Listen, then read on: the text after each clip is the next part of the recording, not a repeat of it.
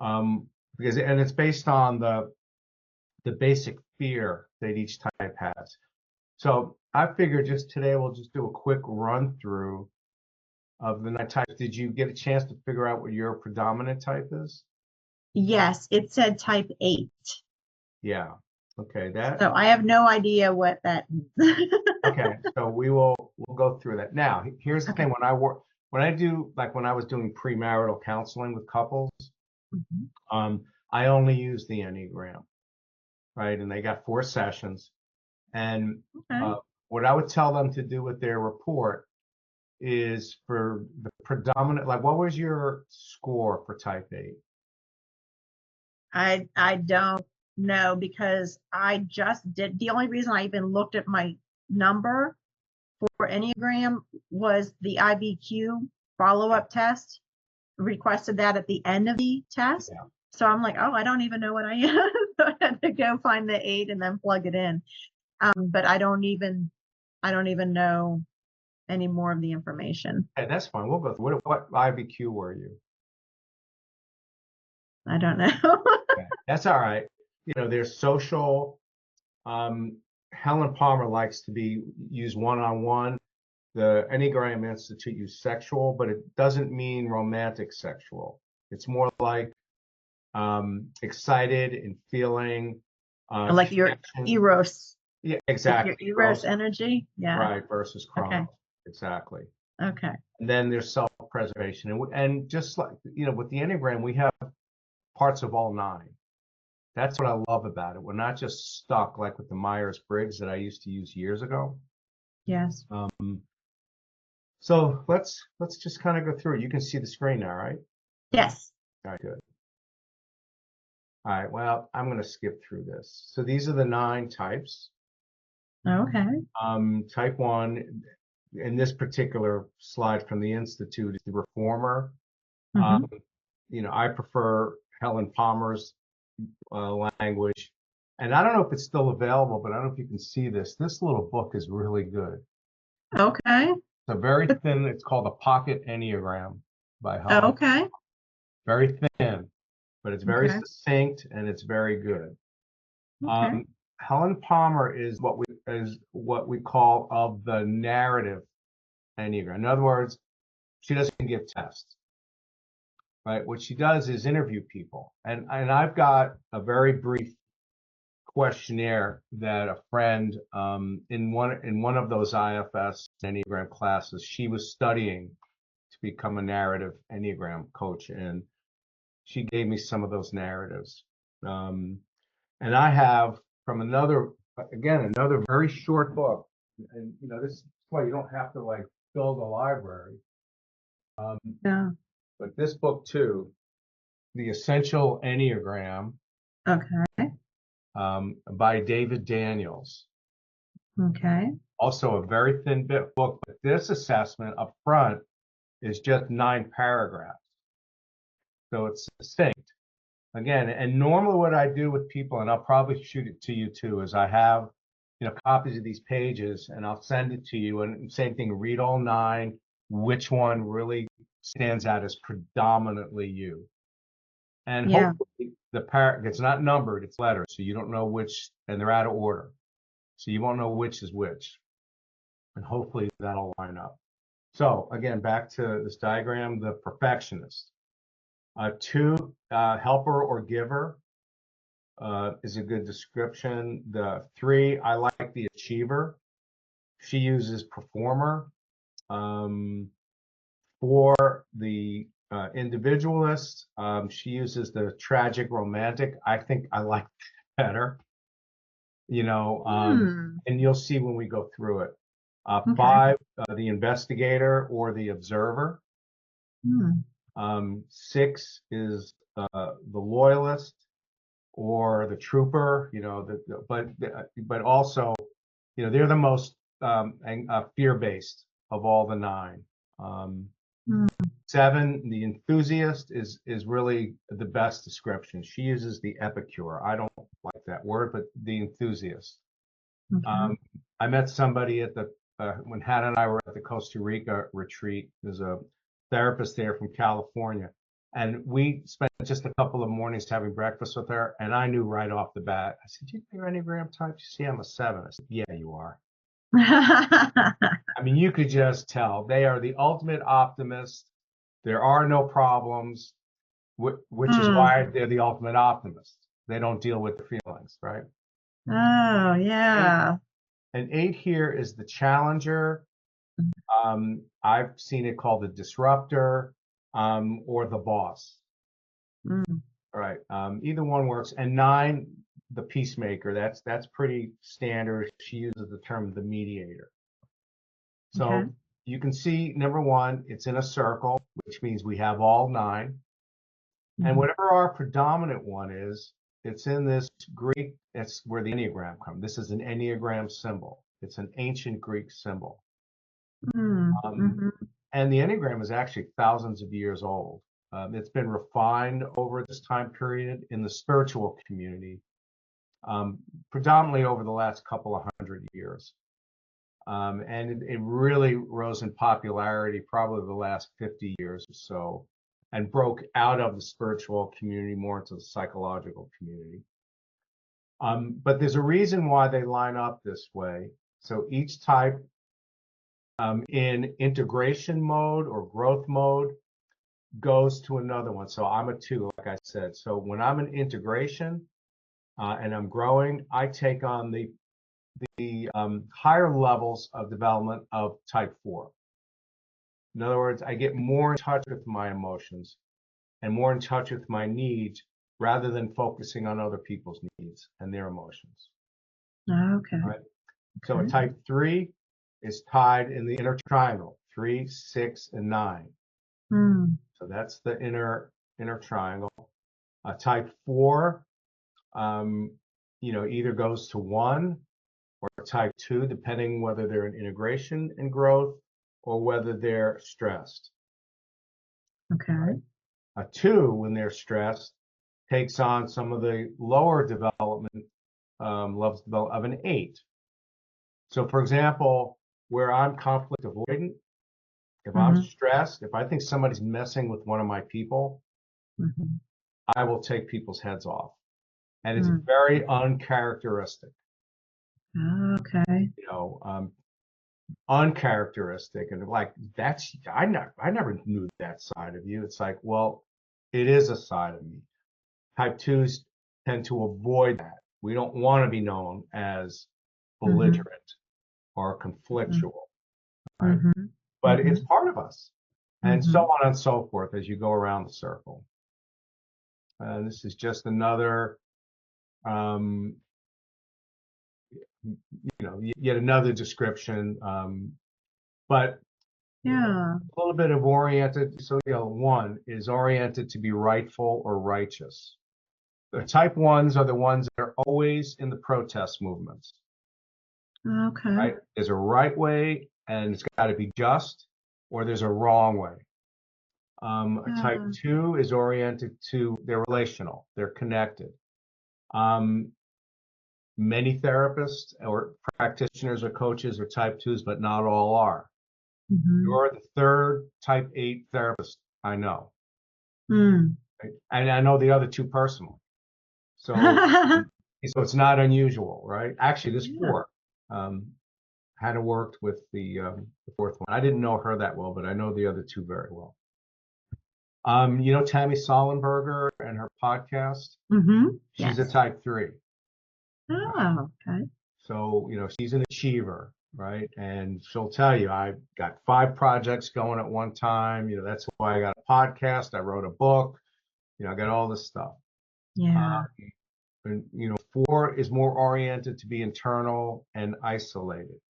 Hmm. 5, which my partner Hannah is more reserved.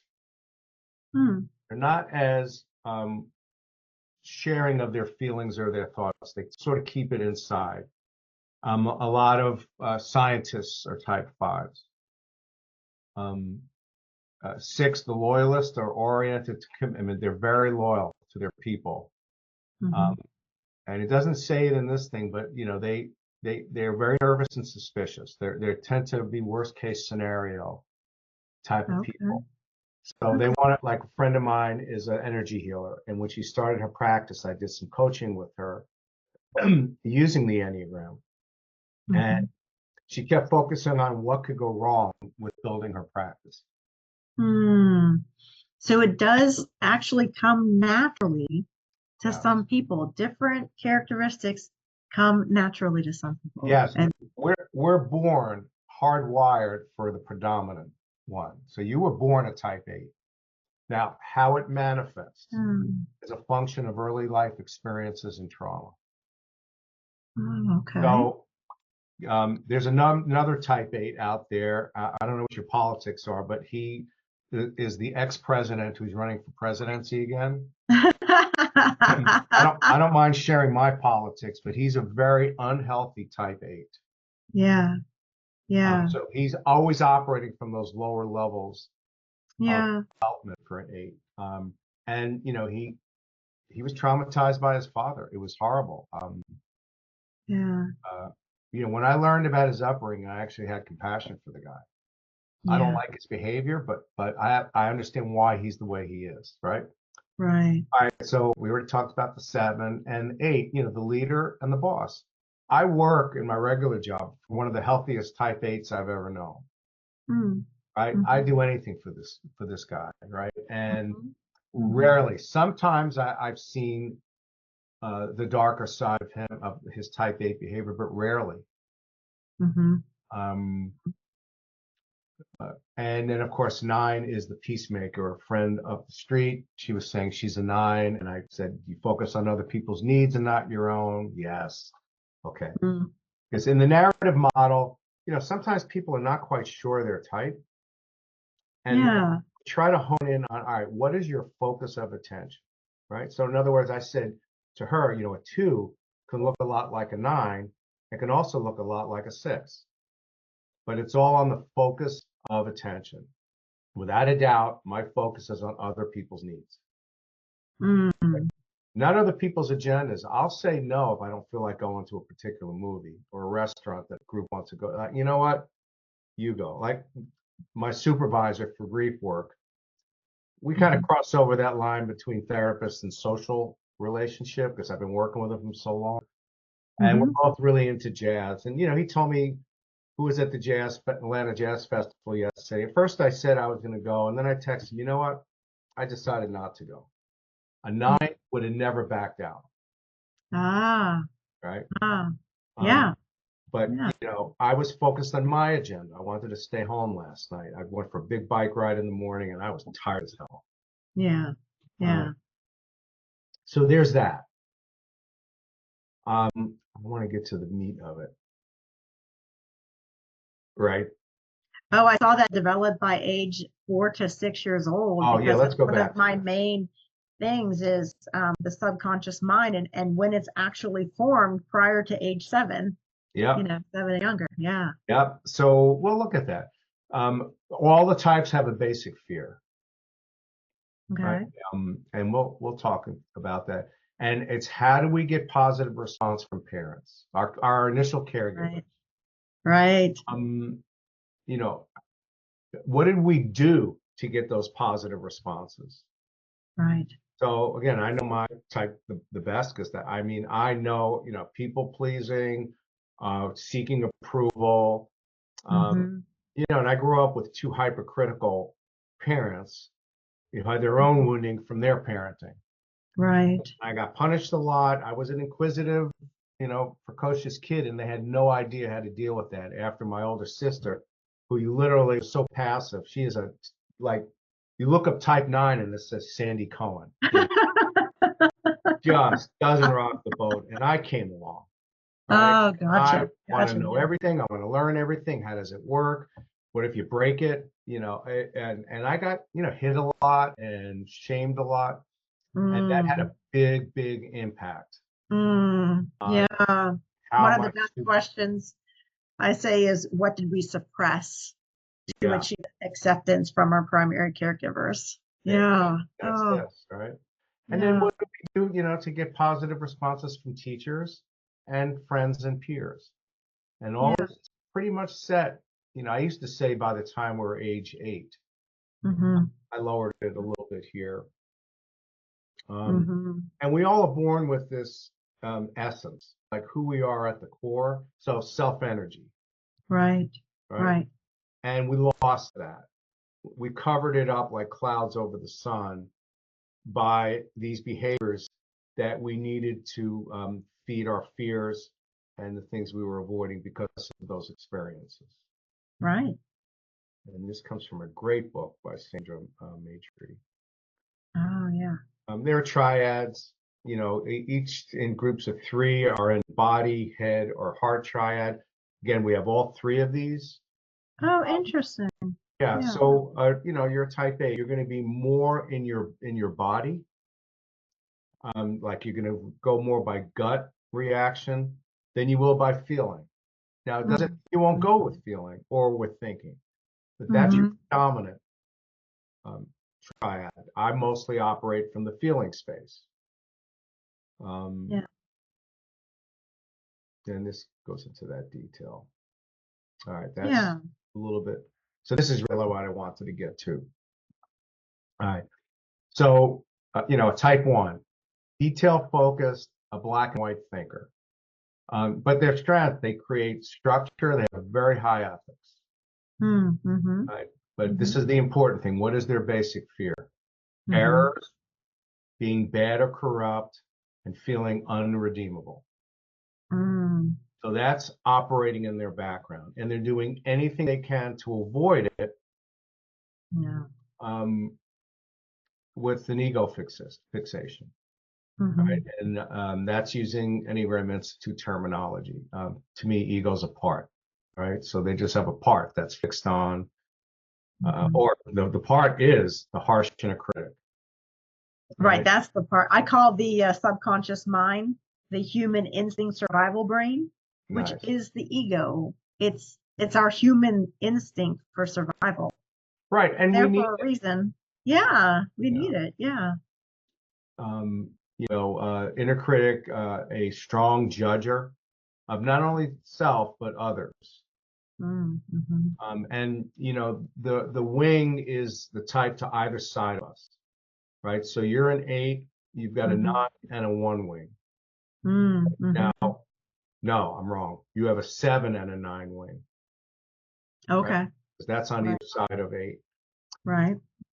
So, when I send these to you, look at the descriptions for 7 and 9 and see which one, you're going to have a bit of both, but Mm-hmm. one is a little bit more predominant. Like, for example, as a 2, I have a harsh inner critic.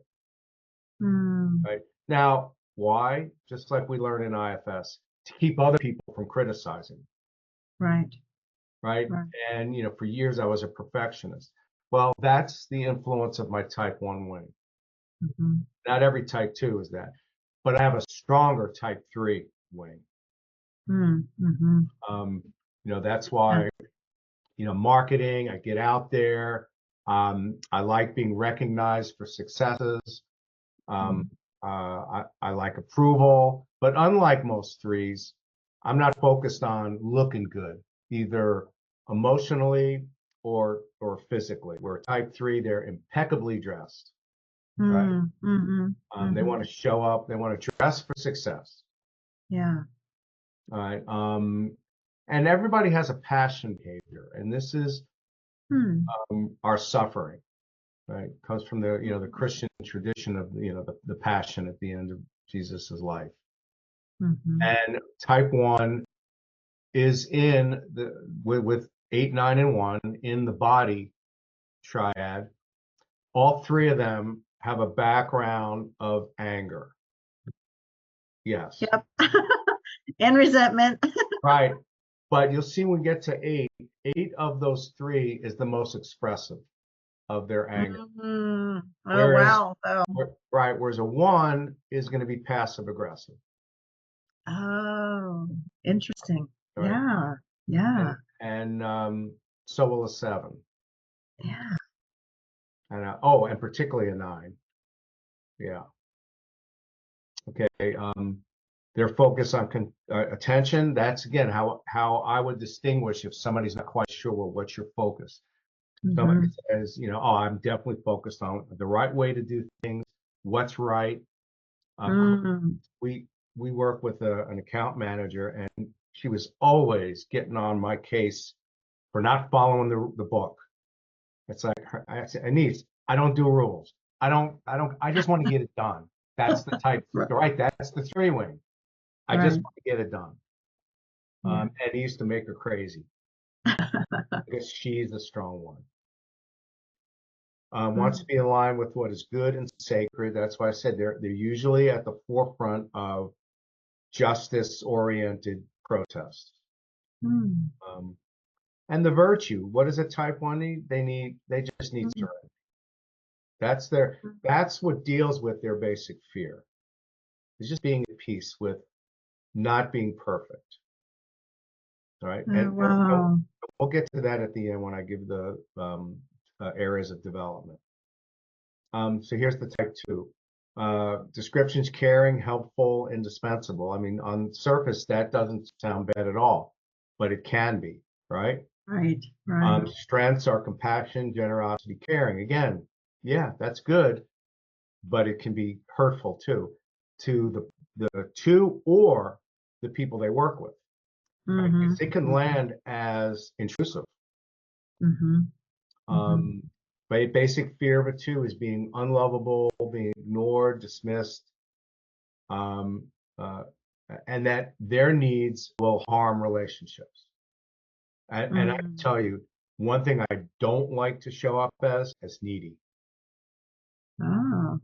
Yeah, that makes me crazy. And I'm just coming out of, thank God for Lexapro, but I had the worst of a trough of it was after my 3rd psilocybin journey, and just went a little too deep. And out of control anger and rage came up. All the stuff I had suppressed from, I had a fucked up adolescence. And all of that came up, and it just backlash. My system just got so overwhelmed that it shot out generalized anxiety, which I've experienced from time to time, but the level of depression, I've not experienced that before. Combination of both of them. And so I decided to get back on an SSRI, which I had been on before. And it took a few months, but thank God about 3 weeks ago, I started to come out of the fog. But during that time, it was so hard for me to really have to lean on Hannah. I don't like doing that. Because my focus of attention is on other people's needs. Right. You should be the one helping. Right. So that a little personal sharing of how this plays should be. Out. There's the inner critic there showing up. Should be. Exactly. So what do the parts do to protect against that? Flattery, telling people, oh, how wonderful they are, how good they are. People pleasing. Let me do that for you. I'll take care of that. Right? We're so starved for needing approval.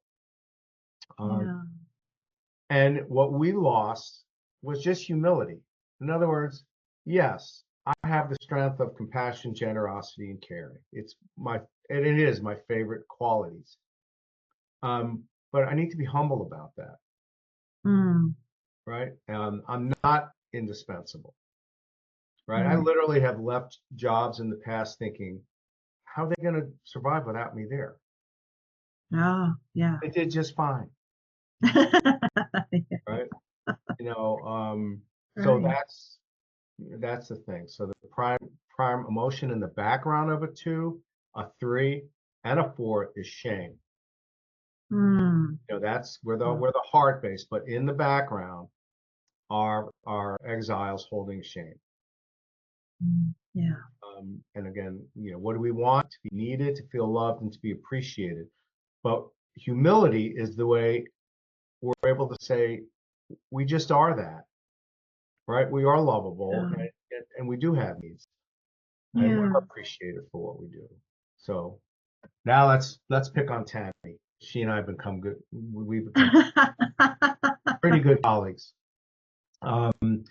Their description of them is competitive, ambitious, hardworking. Again, great qualities.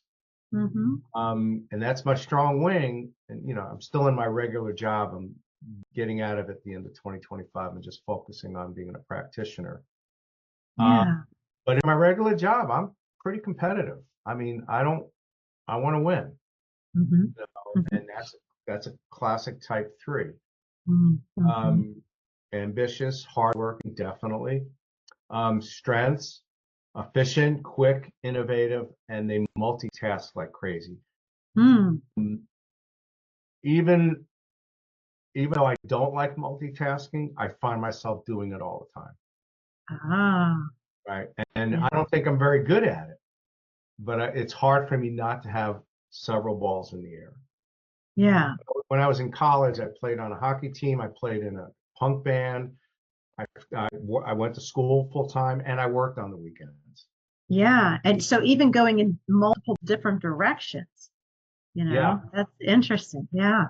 And, you know, just like a 3, why did I do all that? Or why do 3s do all that? To avoid pain. Yeah. So what they do, they deceive themselves, Mm. you know, and they do that by having to be important, having to be successful, uh, Mm.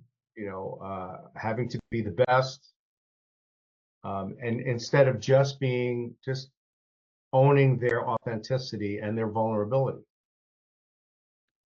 Uh, Yeah. their passion behavior, you know, their suffering is vanity. Mm. They're somewhat vain, and their self-importance. And Yeah. just like same thing as a 2, shame, hurt, and sadness are operating in the background, and that's what they're avoiding with being Mm. successful. And what do they want? They want to feel valuable and worthwhile, Mm. approval and validated. Mm. And their focus of attention is on tasks and goals to complete. Mm. And the virtue behavior that they need to work on is just, I should add the word vulnerability. Oh, I guess I'm on the PDF. Authenticity and truthfulness. That's, you know, kind of like really owning who they are. Okay, type 4 had a son is, again, you look up the definition of type 4, it says Jacob Esther, right? Description, he's very creative, very intense, big feelings, big feelings. His background, emotion, as I've known him for 6 years, is melancholy. You know, and he's been that way his whole He's like Eeyore, you know. Oh, Uh, wow. so he's a strong type 4. Um, so their strengths, they are emotionally deep. They're very artistic. He and his girlfriend both went to Savannah College of Art and Design. He's very compassionate and definitely is terrified of criticism. Mm. Um, that type 4s all feel misunderstood, unique, nobody gets them, and they feel like they have no significance. And, you know, what do they fix on is fantasizing, not taking action, but fantasizing the success that they want. You know, I Mm. want to be a famous artist, or I want to be a famous sculptor, or I want to be, you know, a famous musician. And melancholy is a very typical one of my clients is a therapist, and he's a type 4. And when he told me that, it made sense because he's pretty much in a constant state of sadness. Oh, And wow. being, you know, LGBTQ, you know, he has always felt out. You know, Mm. and you know, he's Yeah. faced, just like Derek Scott, you know, faced a lot of Yeah. bigotry, you know, against Yeah. gay. So, you know, he's got a reason to feel uh, less than or left out. Yeah. Um, they're passionate. They're envious. Things always work out for everyone else, but not me. Mm. Right. And just like the 2s and the 3s, their primary emotion is shame, hurt, and sadness. What do they want? They want personal significance, and they hate the ordinary. They get bored very easy. Mm. They're the ones that dress in goth outfits. You know, Mhm. they go to they love anime type of stuff. They Mhm. dress as characters. Yeah. That's when I see people dressing up to these things, and I don't like to diagnose. That's the beauty of this. It's also non-pathologizing. But I've been doing this long enough. You can kind of tell by behaviors what they might be. Yeah. What is their focus of attention? What's missing? Right? Mm. What do I don't have? What does everybody have that I don't? Mhm. And what their virtue is equanimity, just the balance between healthy expression of deep feelings. Yeah. Okay, and this is my partner Hannah. She's a type 5. Okay. And this pretty good description. She's very reserved, very knowledgeable, always studying, always reading books. She's a member of the American Academy of Psychotherapists and is on a couple of committees. And she is very good at gathering info and being analytical.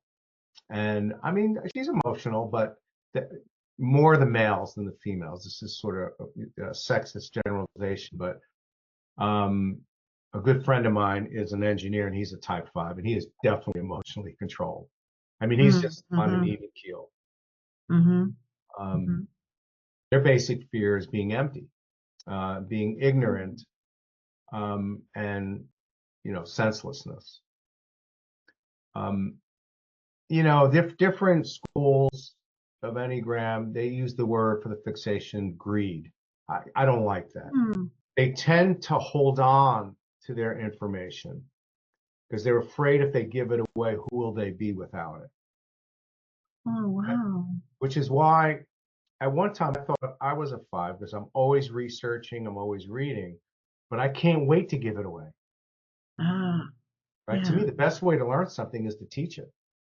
Yes. Yeah. Right? Because I you're align forced with to, that. yeah, I mean, by the Mm. time you're done with your slides, for anything you teach, I guarantee you have learned a ton. Mhm. Um, so they tend to hold in facts, data, and knowledge, and 5, 6, and 7s have the same background emotion of fear and anxiety. Mm. Right? So what are they anxious about? About giving away their information and being empty. Mm. Who Mhm. would they be without all this knowledge?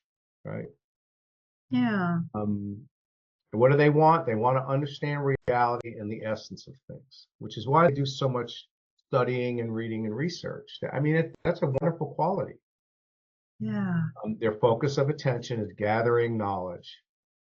And the gift that they give themselves in the world is not being attached to that knowledge, giving it away. Mm. One of the two men, Russ Hudson, and you did the ready is Russ Hudson, and Enneagram. Mhm. I forgot what the T is, indicator. That's what the ready stands for. Russ is a type 5, Ah. but he's a healthy type 5. Yeah. Right? He gives it away. He's written a number of books. He's a wonderful teacher, and a good guy. Um,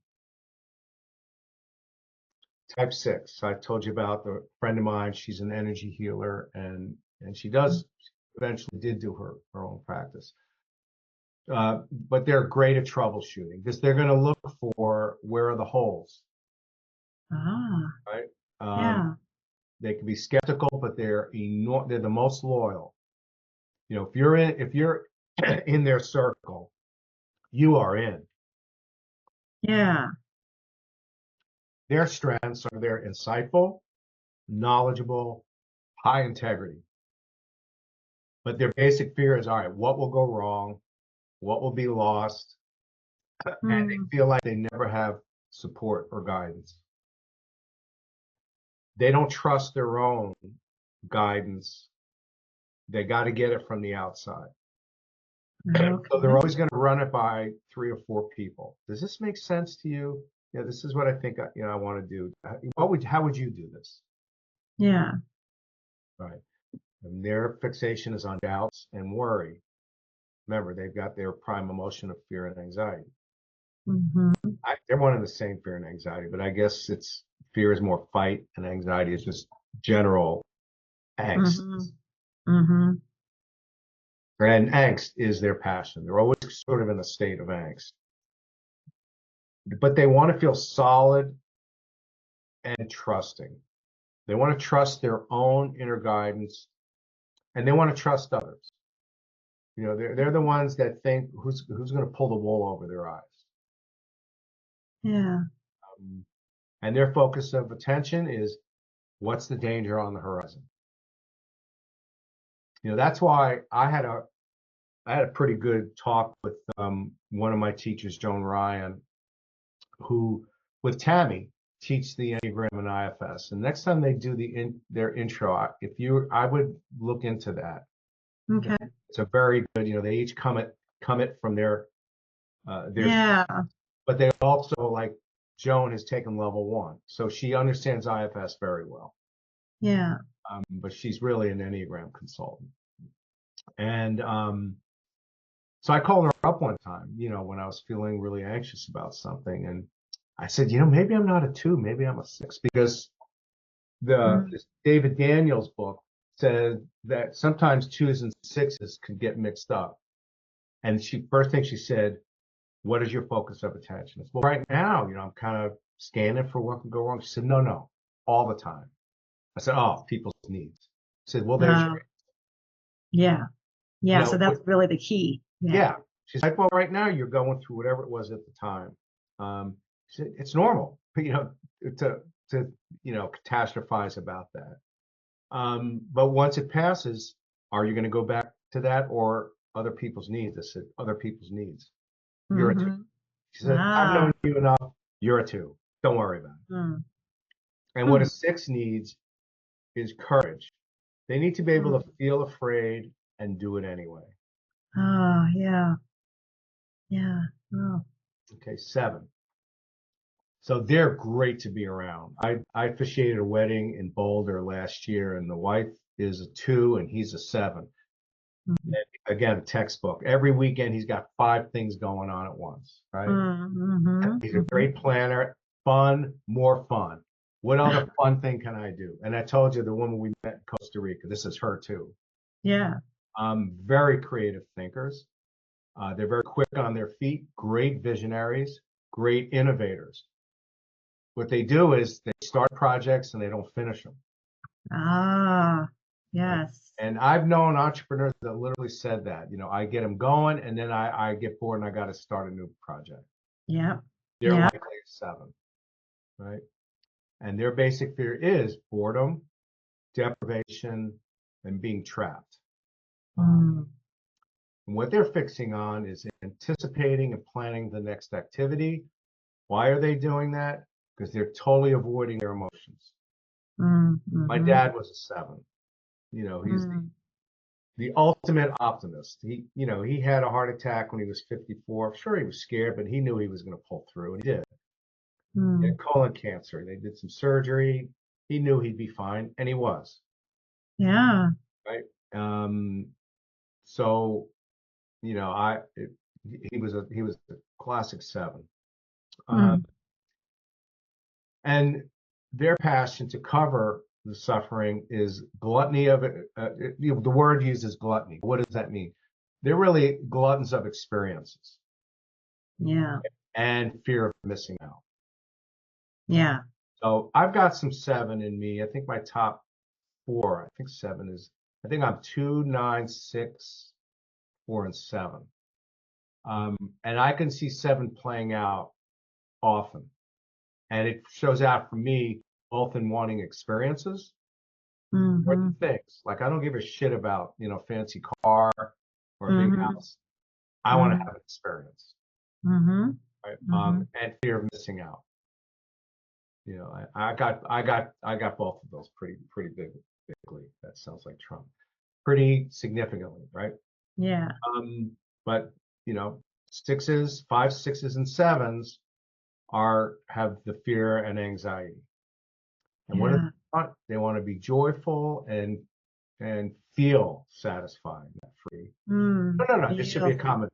They want to be joyful, free, and satisfied. Free says. Yeah. Okay, their focus of attention is on pleasurable options. Mm. They don't want to look at negative outcomes. They only want to look at pleasurable options. Mm-hmm. Mm-hmm. And what essence, what gift can they give themselves, or in our language, when are they operating more from self energy? Is Yeah. soberly present to what is so right now. Yeah. The good, the bad, and the ugly. Yeah. Mm-hmm.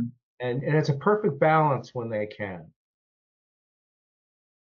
Type sevens are a blast to have as friends. Yeah. Yeah, I think I've known some. Yeah, well, I mean, we all know, Yeah. and that's one of your wings. So Yeah, and I do see those a few traits there yeah, that show up, but then get subdued with other priorities coming in yeah, that yeah, we'll see here with number 8, since this is my prime number here. yes. So Yeah. the way we describe an 8 is big energy, very protective, Mm-hmm. incredibly blunt and direct. Right? Oh, These yeah. are great qualities. Unless we're in those lower levels of development. Their strengths, hardworking, they're great leaders, and they're very decisive. They don't Yeah. fuck around with, well, what about this? No, it's like, we're going. No, you do Take it. the hill. Examine the data, make the decision. Yeah. Right. So that's what I'm saying. They're great, to be led by. Yeah. Their basic fear is being violated, not being respected, feeling weak, losing independence, and there's a word missing here. It's a big one. Is vulnerability. Oh, yeah. Yeah, they don't like. Yeah, my other friend who's an 8 It's therapist. a challenge. Oh, I hate vulnerability. I know, Jennifer. Mm-hmm. Their Mm-hmm. their fixation can be objectifying others. In other words, you're a means to an end for me. Yeah, it's more transactional. Exactly. And in self energy, I try to be more relational. Yeah. Because there is a very distinct differentiation there. Exactly. So that's good. More transactional, relationally. Yeah. And when they're angry, they'll seek vengeance. That's a challenge too. Yes, retaliation. Mm-hmm. And they like intensity. They don't like boredom. They like to shake things up. The expression, if it's not broken, don't fix it. They're going to break it. And let's see what happens. Yeah. Exactly. And let's fix it. There's a better wheel, right? There's a better wheel. Let's break the wheel and figure out a better wheel. There's some spiritual people that say, call everybody the light workers, and we're the light workers. And it was like years ago, before I even found IFS, I said, I'm not a light worker. I'm a change maker.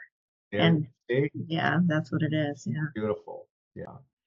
And, 8s, 9s, and 1s all have the background emotion of anger and rage. Oh, yes. 8s are the most overt with that. And what do they want? They want to feel strong. They want to feel real, and they want to feel alive. In other words,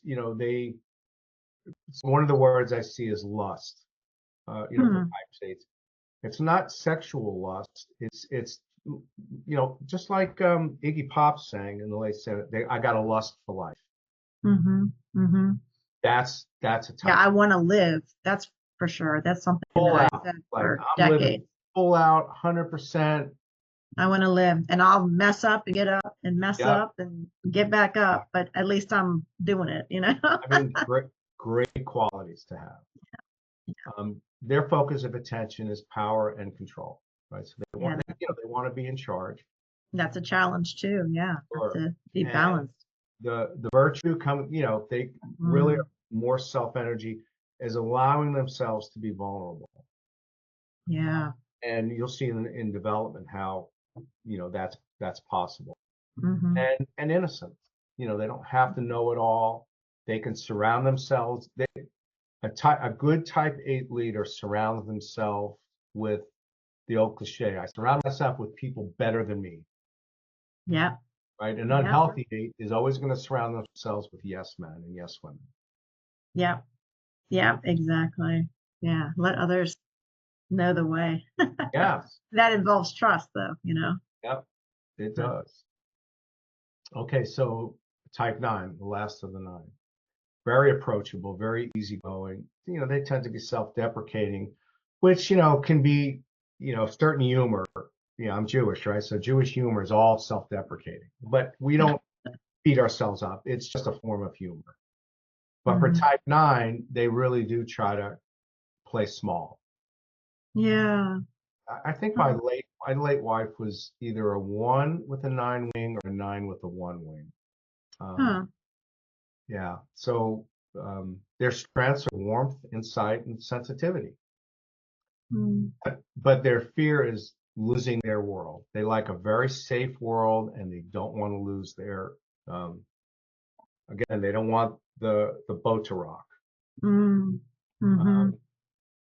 They want to be disconnected, and they avoid conflict like the plague. Mm-hmm. So it, like the 1, that their anger comes out as can be passive aggressive. Yeah. And I Nine, can see some of these traits with my 8 too.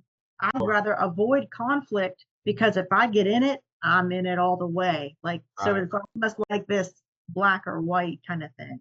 Well, that's a way that you compensate for that part, right? You're a firefighter.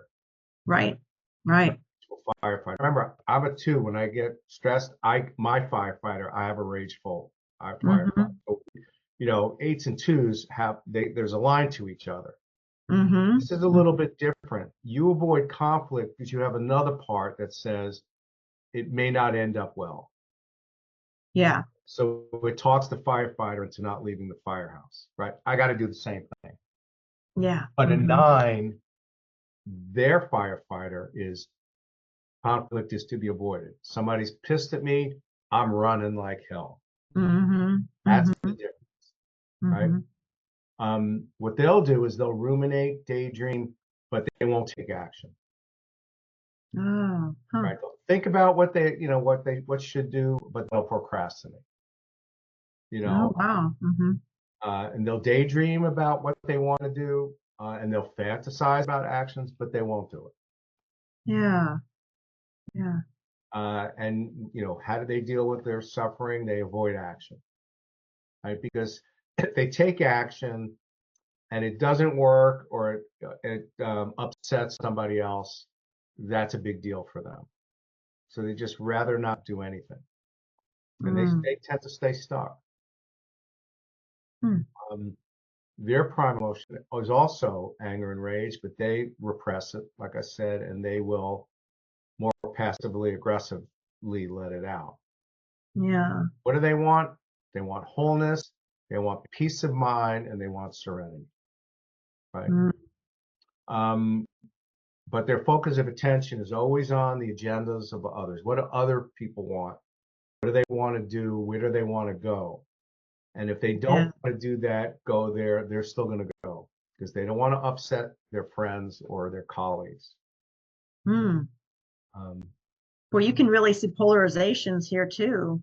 Even the 9 with the 8 or the 7 with the 8 or other numbers. Here's polarized parts going, we should go. Well, no, we don't want to rock the boat. Yeah. that's why this was very useful when I worked with couples.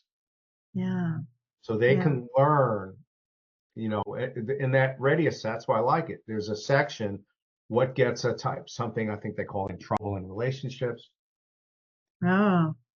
And it lists the bullet points. Mm-hmm. I would have each partner make a commitment that they wouldn't use it against each other, but Oh, they would yeah. learn the other's triggers.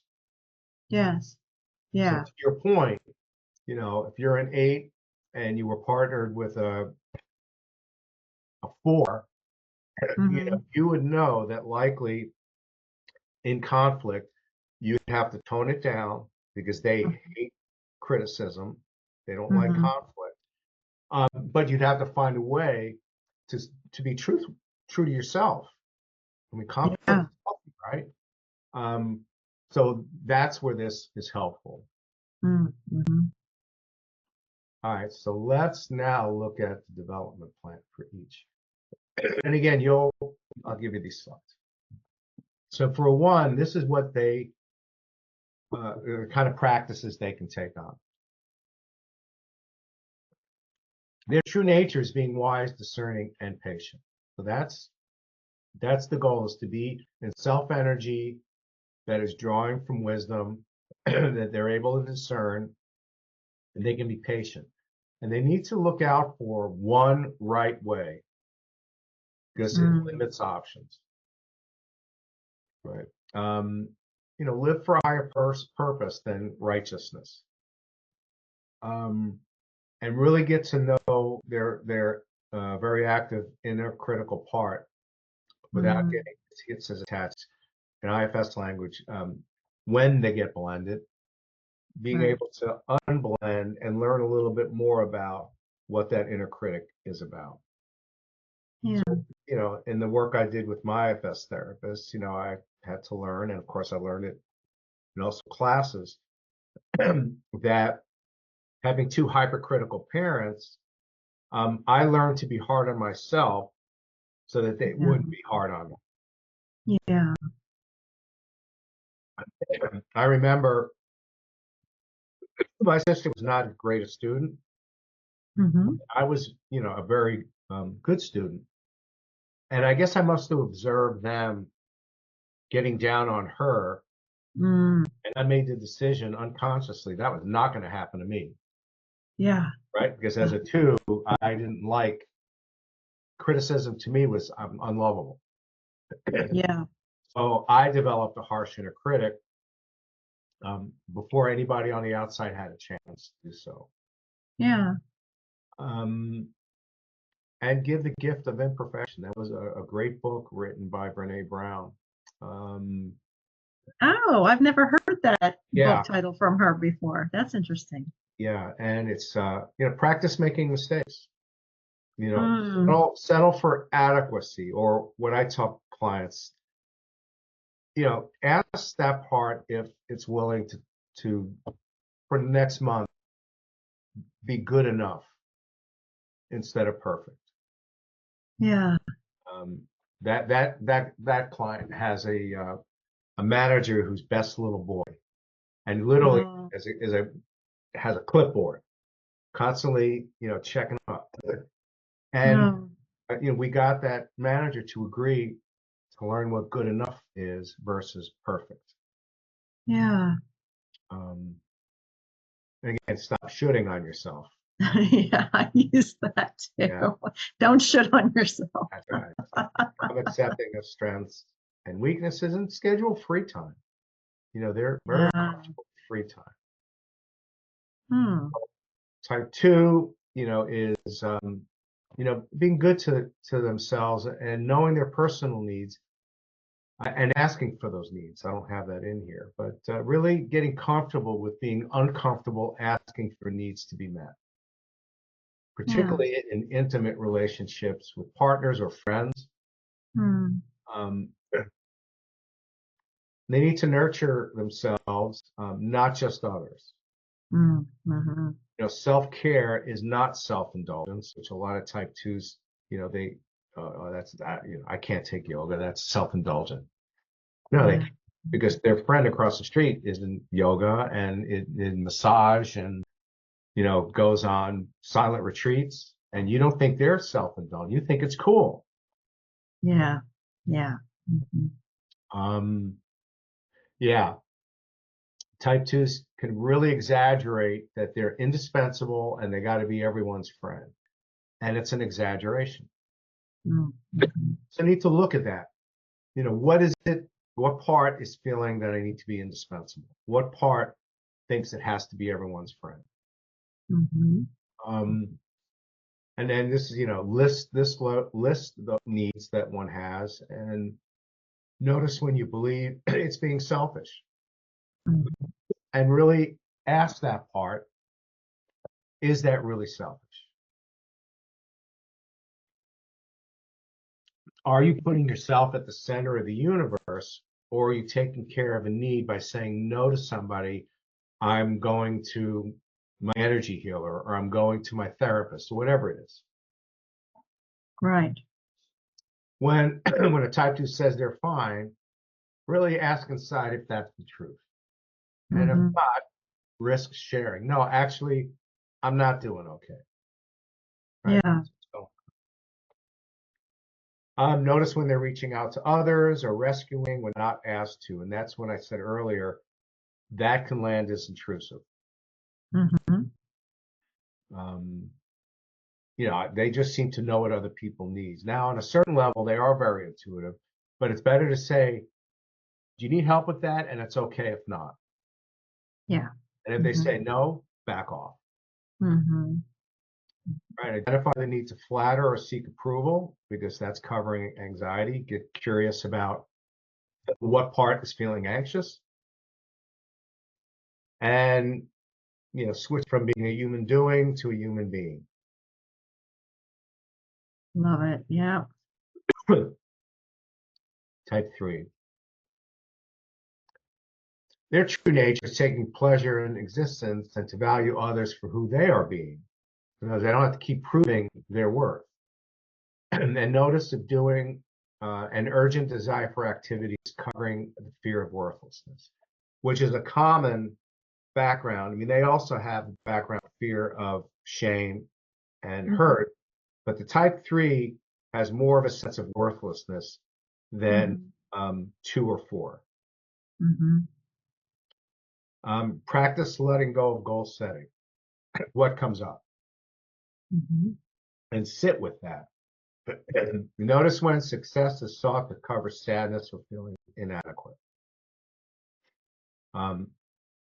Practice letting go of image and persona, how I want to be seen on the outside. Attention does not equal worthiness or value. And catch yourself when you stretch the truth. It's a form of deceit and hides the true self. Yeah. It's pretty self-explanatory. Yeah. Type 4, their true nature is being forgiving and to use every experience in life for growth and renewal. And they really tend to live in the past. And they really focus on missed opportunities, mistakes. And what they need to do is spend time grieving opportunities not taken out of fear, or whatever cause them not to, follow a particular path. Notice when emotions are controlling the experience, because they have big feelings. Notice when they're comparing themselves to others and feel envious, right? Because they don't know what's going on in anybody else's world. They may be looking at them and feeling envious. Yeah.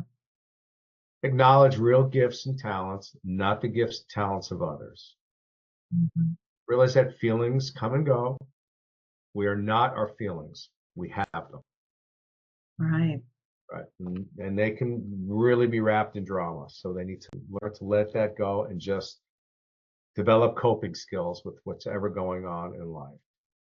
Like I teach people, emotions are just a messenger service, just like body sensations. It's the messenger service. Very good. I like that. Yeah. True nature is being engaged, this is a 5, in reality.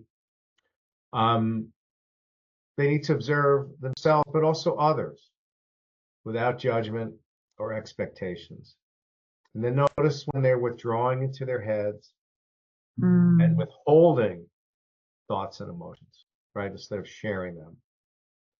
And then ask, when is enough enough? With practicing, with data gathering, they'll be doing a presentation and go over it 10 times. It's like, at what time do you just fly by the seat of your pants? And trust. Exactly. Let go of being a subject matter expert to cover fears of vulnerability. And then question the unwillingness to express emotion. And seek inner knowing of self and self. Mm-hmm. To me, self with a small s, those are the parts. Mm-hmm. And of course, self is getting in touch with self energy. Mm-hmm. And then, like the 7, have experiences rather than seeking knowledge of experiences. Right? Whole Stop different type of learning. Exactly. It's like, hey, I want to go to Europe. So you spend a month researching. Just Yeah. go to Europe. Yeah. Right? Get a Yeah. train ticket. You Yeah. make Italy's going to be great, and you have a shitty experience. But Germany's amazing, right? Just Yeah. have the experience. Yeah. Yeah. Be present without trying to figure it out. Yeah. 6, face the fear of dealing with life under all conditions. Are doubts really based in reality? Mm-hmm. And they need to learn to have trust in self Mm-hmm. and in the goodness of life, Mm-hmm. because life isn't all when things go well. Life is also when things are not going so well. Mm-hmm. Catch the need to seek advice from others and look within first, and that's a little bit of developing a little bit of inner trust.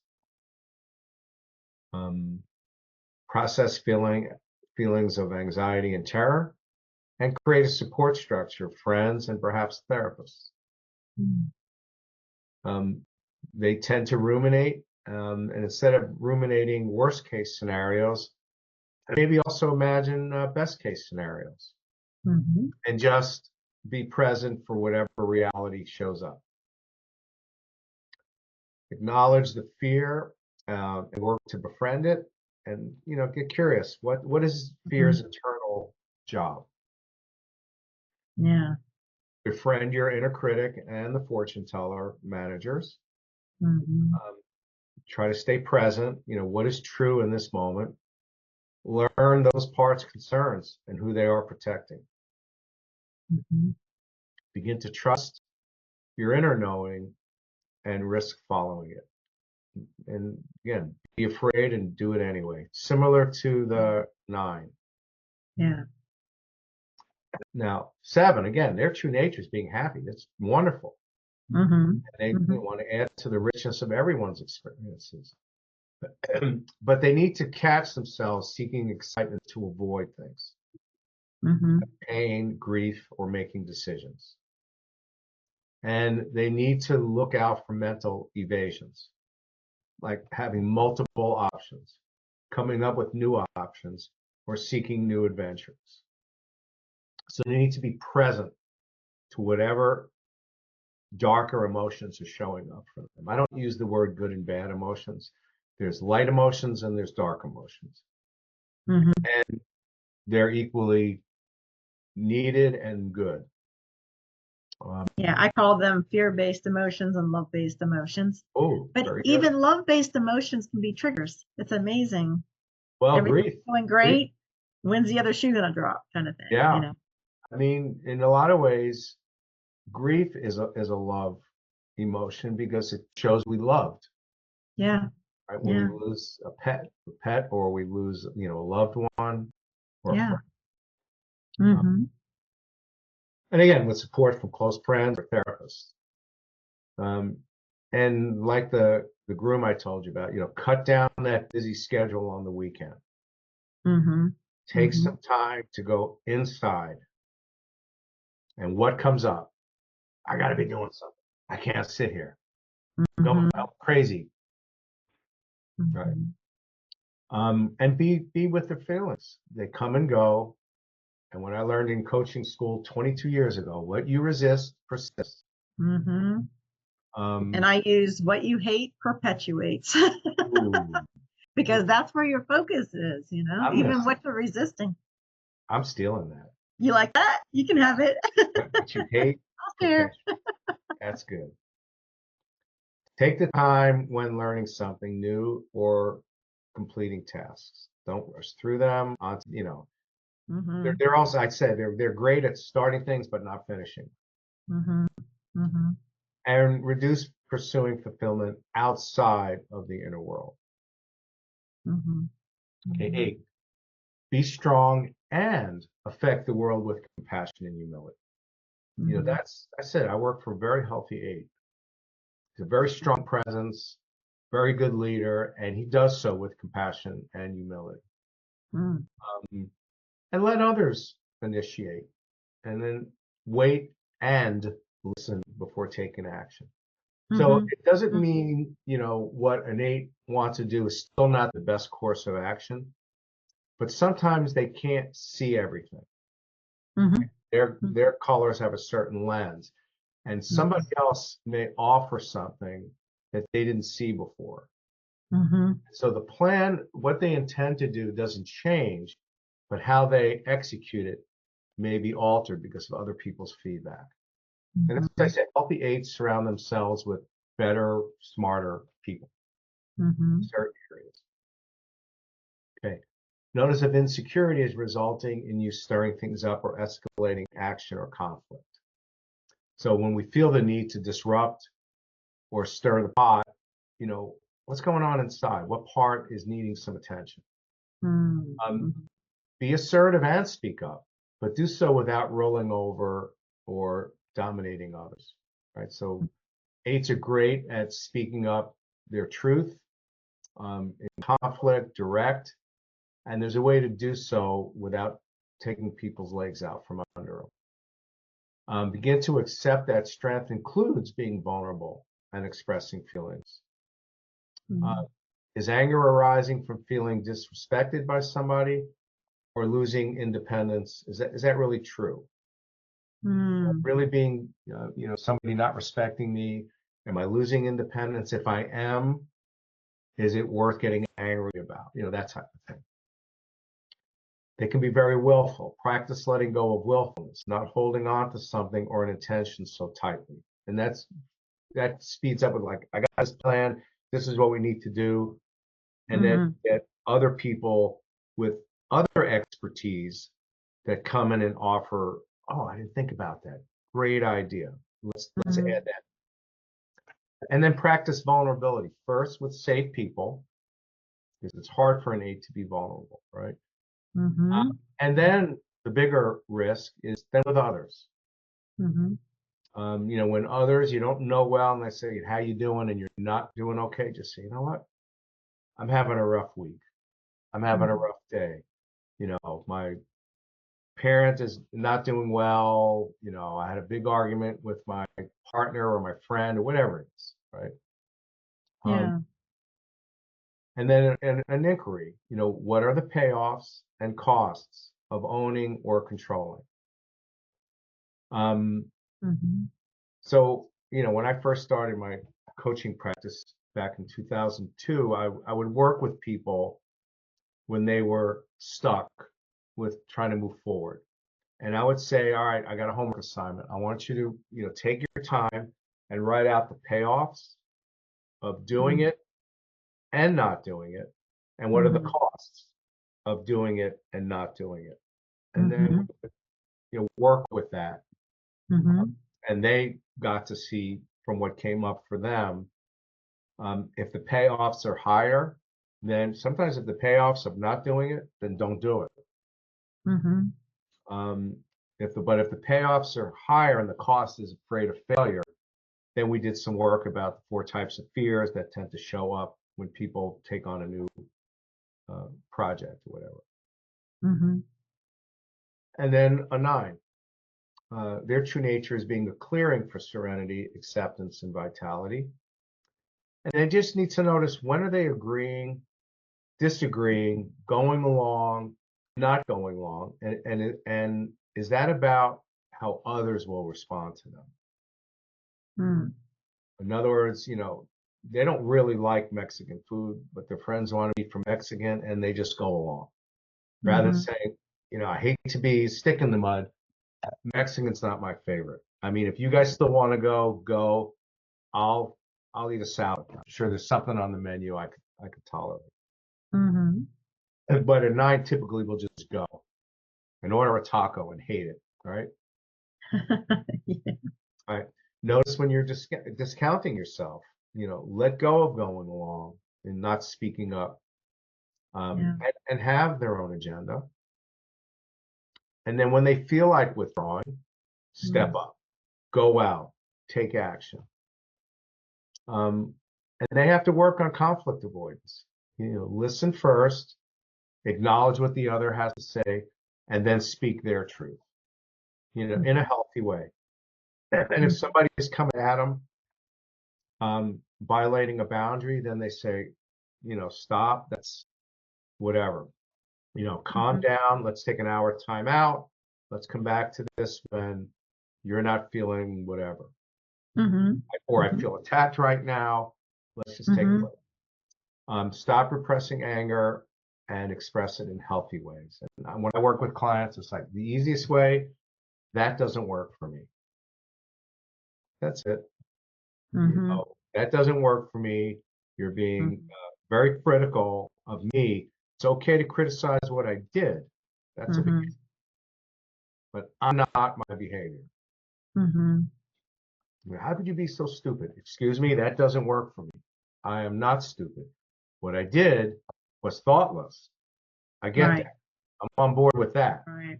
But don't call me stupid. Yeah, I like that script. Yeah. Yeah.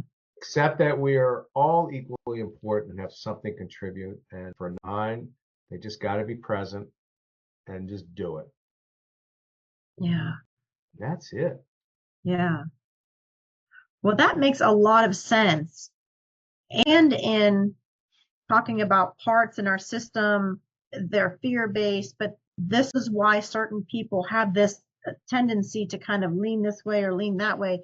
It's not just about the emotional overwhelm or trauma that happened to us young in life. It's also personalities, the projections from our primary caregivers and teachers and peers, but also it's almost like this natural inclination, which is probably more about our life path and lessons to be learned, So it's very fascinating. I find this more helpful than Myers-Briggs. Yeah, without a doubt. Because remember, we have parts of all 9. And that's why I do like the Ready assessment, because they'll give you a number for each part. And typically anything above 20, using the metaphor of driving on the highway, those are the types we accelerate. Anything between 19 and 11, we tend to cruise. Right? And anything below 10 are things that we might look at developing. Okay, so that's that other score then, the IB. No. The IBQ is your subtype. It should be either social, sexual, or self-preservation. Okay. So I'll have to look at that. Yeah, you'll see, which is predominant. Again, we have all 3 of those, right? I'm a social. Right? But the other 2 are very close. Sometimes there's a big difference. Sometimes self-preservation is big. When we go driving up to Charlotte to see my son, I make sure that we have snacks. I make sure the car's gassed up. That's self-preservation behavior. But I'm an extrovert, and literally, even if I wasn't a 2, I'm a friend waiting to happen. So I admire people like you. Yes, I am definitely off the scale extrovert, and very relational because I'm a type 2, right? And not a surprise that I'm more social than the other, but I do like deep connections, right? So that's the sexual piece. I want to know. I don't want to just know people superficially. I want to know what they're afraid of. I want to know, what hurts them. I want to know them at that level. And of course, I just go up to strangers and say, hey, what hurts you? But when I'm starting to develop a relationship with people, I want to know everything. Yeah. Which is probably why I love being a practitioner, because it's what we all do. I mean, we really get to know our clients. Yeah. I love doing it. I can't wait till, and I'm always going to be part-time. I have right now 7 active clients. We don't meet every week, but I can see at the end of 2025 having 10 or 15, Mhm. and at least seeing 2 to 3 a day, during the work week. Yeah. That's my Yeah. goal. Yeah. And then Well, you will. playing guitar and You'll reading. get it. That sounds good too. Yeah. Yeah. I need to be less work and more play. And I'll get there. I'll get there. It's just a lot of work right now while I'm Well, creating the program. yeah, no, I totally get what you're doing. You're building a bigger practice. You're getting your name out there. It's beautiful. I love seeing it. Um, Yeah. but I'm towards the end of my career. You're right in the middle. Yeah. So I'm Yeah. not looking as much to build. When I first taught this class, this was way back, when I was 18, and I was looking to build a practice. Um, Yeah. and I teach a class, IFS, for religious trauma. It's a 5-hour class, and Hmm. Oh, that's good to know. I yeah, didn't know that.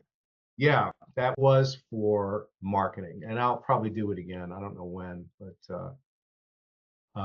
the school that is here in Atlanta, where I became a certified spiritual director, um, I teach second-year students this class, Okay. so that they can learn. It's very basic on the IFS, very big on religious trauma, and what parts hold the trauma. Religious trauma is hard to work with because these are concretized beliefs from childhood, and Mm-hmm. it's basically you're negotiating. Are you willing to consider this possibility? And Right. I was doing some work with an IFS therapist, and she's pretty much deconstructed her Calvinistic Protestantism. She's from Denmark, I think. Mm-hmm. And that part was not willing to let go of hell, Wow. just terrified of it. And I said, is the part willing to explore the possibility that the early Christians took hell from the Greeks? Right? It didn't exist in Judaism, and Christianity came out of Judaism, Mm-hmm. and that part just couldn't go there. Yeah. So it's a little bit tougher, Yeah. but Yeah. I like working with it. Yeah. It's incredible and definitely needed.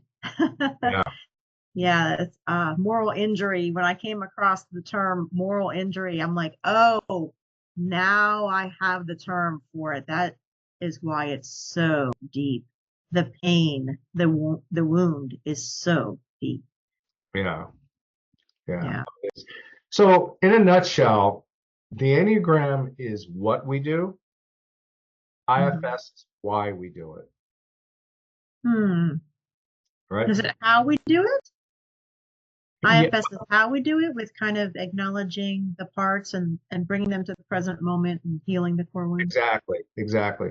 So the Enneagram is great, like you're an 8, right? So now you know some of the behaviors. When you read your report, what I tell people to do is, there's like 6 paragraphs at the beginning. I don't know what it's called, the essentials of 8. And not all of it you're going to resonate with. So when I'm working with someone, I say just cross out the things that are absolutely not you, Okay. and then look at the rest. And Okay. that will help identify parts. Okay, that Right? will help identify parts. Great.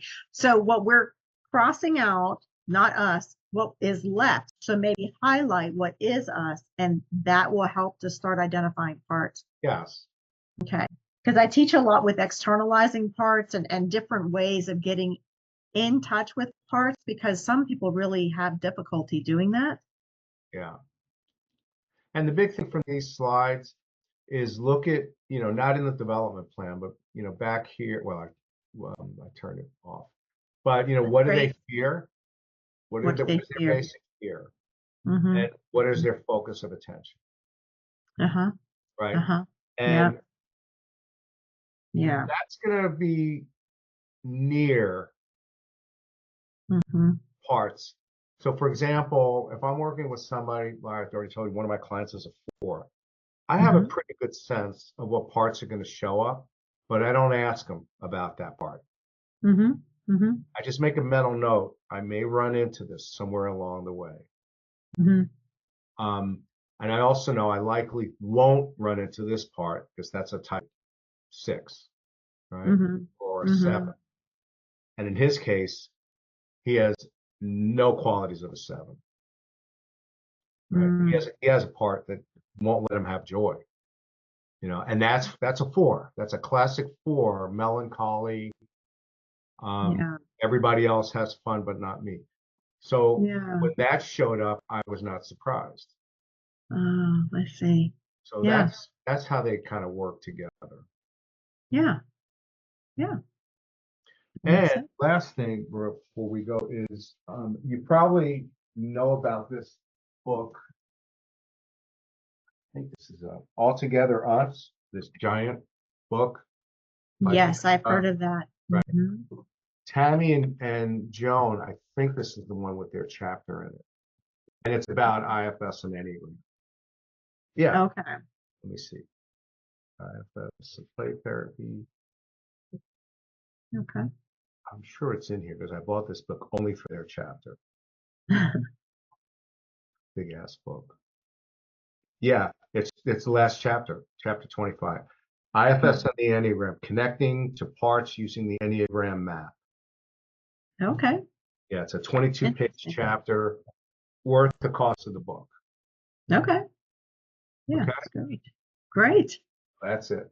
Yeah, I will incorporate this with the program because this is really helpful with helping to get in touch with parts, get to know our system, and even our natural inclinations towards one way or another. It kind of helps explain that. Yeah. And we're all here to contribute our gifts, and to help each other. So it's fascinating how it does all work together. That's why it's a circle. That's exactly It's all right. of us in a circle. Yeah. All right, well, be well and stay in touch. And definitely. I appreciate your time, Mitch. Sure. And at some point in the future, if you want to co-teach something, I'm happy to do that. I love teaching. Yes, me too. Me too. I would love to do something like that. That would be great. Awesome. Great. Well, thanks so much. Happy Memorial Day. You too. Take good care of yourself. And is the weather nice there in Hilton Head? Thank you. Oh, yes, it's beautiful. Good. Beautiful, sunny, 87. Oh, perfect. So, yeah, we're not too far from each other either. We're about 4 or 5 hours away. So, yeah, maybe we could teach something in person too. That would be fun. Cool. Yeah. Well, great. Thank you again so much. I appreciate it.